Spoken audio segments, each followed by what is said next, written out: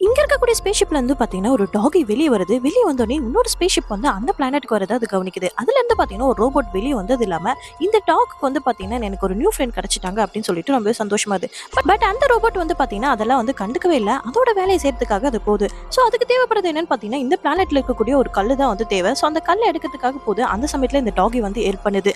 So இப்போ அந்த கல்லை எடுத்துட்டு வந்து பாத்தீங்கன்னா டேரக்டா அந்த ஸ்பேஸ்ஷிப் கிட்ட வந்து அந்த ரோபோட் போனது இல்லாம இப்போ அந்த கல்லை வந்து கொடுத்தோடனே அது ஸ்பேஸ்ஷிப்குள்ள இருக்கக்கூடிய ஜாருக்குள்ள வந்து போட்டுருது. இப்போ அதுகிட்ட ஒரே ஒரு கல்லு தான் இருக்கு. பட் அது வந்து பாத்தீங்கன்னா இன்னும் 50 கல்லை வந்து சேகரிக்கணும். இதை பார்த்தா அங்க இருக்கக்கூடிய டாகி வந்து பாத்தீங்கன்னா அந்த ரோபோட்டுக்கு நிறைய கல்லை வந்து அப்படியே வந்து நோண்டியே வந்து தந்துருது.